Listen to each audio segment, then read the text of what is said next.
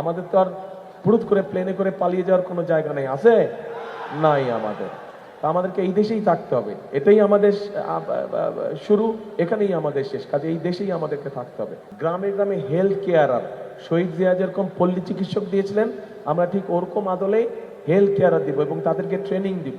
এই যে আপনাদেরকে আমি জিজ্ঞেস করলাম যে আমাদের প্রার্থীরা যখন বিভিন্ন দাবি দাওয়া দিচ্ছিল, তার মধ্যে আরেকটি দাবি দেওয়া ছিল যে এখানকার মানুষের চিকিৎসার খুব সমস্যা হয়। এই সমস্যা আমি দেখলাম শুধু নওগাঁ জেলায় না, আমি তো ভাই প্রায়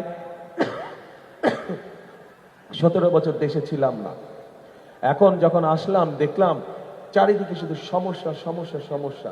সেই জন্যই আপনাদের কাছে জিজ্ঞেস করলাম, ভাই 17 বছর কি কোনো কামকাজ হয় নাই? তাই তো দেখলাম এখন কিছুই হয় নাই, যেখানে যাই শুধু এইটা করতে হবে ওইটা করতে হবে। তো চলেন করব আমরা, কিন্তু কাজ তো করতে হবে, নিজের দেশকে তো নিজেদেরই করতে হবে। আমাদের তো আর হুট করে প্লেনে করে পালিয়ে যাওয়ার কোনো জায়গা নেই, আছে নাই আমাদের। আমাদেরকে এই দেশেই থাকতে হবে, এটাই আমাদের শুরু, এখানেই আমাদের শেষ, কাজে এই দেশেই আমাদেরকে থাকতে হবে।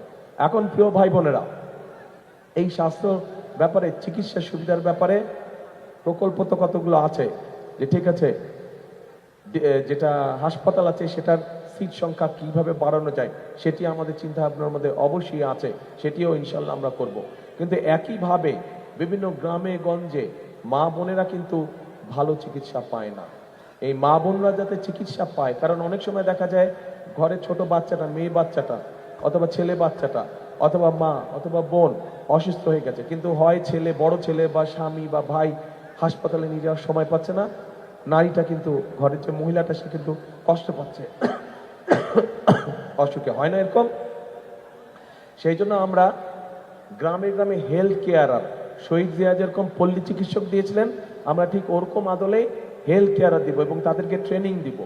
ট্রেনিং এই জন্য দিব যাতে করে তারা গিয়ে ছোটখাটো অসুখ, মা বোনদের ছোটখাটো অসুখ যাতে তারা ঘরে বসেই ঠিক করে দিতে পারে, শিশু বাচ্চাদের ছোটখাটো অসুখ যাতে তারা ঘরে বসেই ঠিক করে দিতে পারে। এখানে এই যে শিশু হাসপাতালের কথা বলা হয়েছে, শিশু হাসপাতাল তো আর প্রত্যেক উপজেলায় করা যাবে না, সেটা আমরা জেলা পর্যায়ে বা বিভাগ পর্যায়ে আমরা সেটা একটা তখন ব্যবস্থা করব।